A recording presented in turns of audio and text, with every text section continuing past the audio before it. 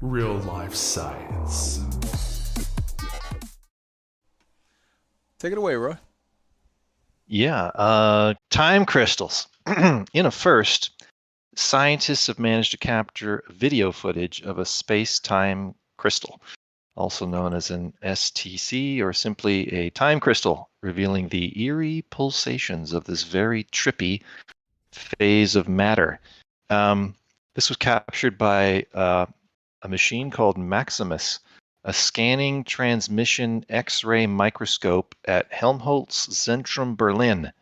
And this footage provides an unprecedented glimpse of the behavior of these novel time crystals, which were experimentally created in laboratory conditions for the first time in 2016. It's wild to look at. It's like one of those, I don't know, you can kind of look at that and kind of get lost in your thoughts if you're watching us live here or the YouTube.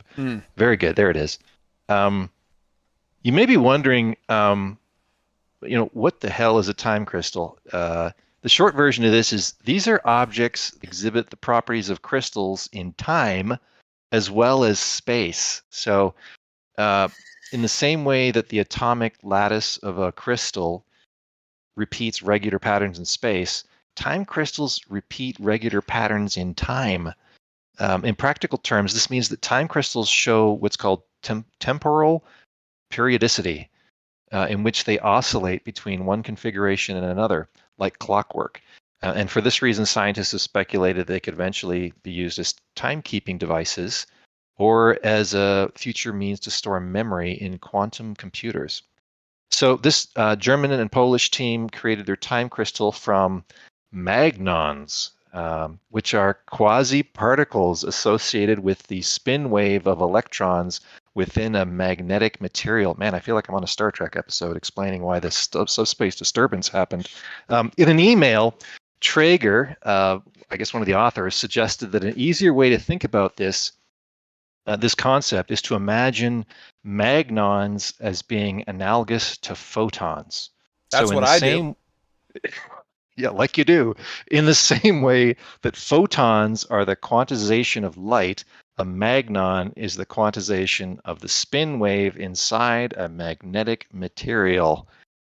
So if you're still tracking with us, magnons, in summary here, magnons are the ideal candidate for the observation of such space-time crystalline formations because they're comparatively large and they're directly measurable with a microscope, like you can look at these things.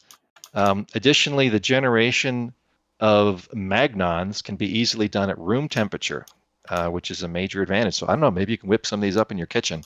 The team wants to gain a more fundamental understanding of the time oscillation of a space-time crystal. Who doesn't? Including, well, I think there's a team on level 25 in Cheyenne Mountain working on this as well, including the interactions of this magnonic space-time crystal with other magnons.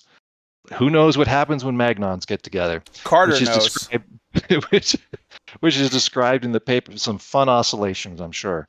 The possibilities for applications in the future are difficult to foresee, the author concluded. One can imagine a scenario where, for example, cars only communicate with each other by radar signals and magnonic space-time crystals. And it could act as an efficient component in such systems. Or who knows, you put these in a ring and maybe it opens a wormhole to a distant system. One of the two. Yeah. TLDR, it's them little gems what are in the Infinity Gauntlet. All right. Yeah, that's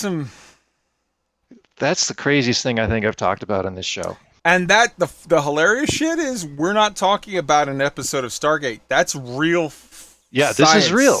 Yeah, it's crazy stuff. People are making crystals that defy the laws of, like, time is a one-way thing going forward. Or maybe it's not.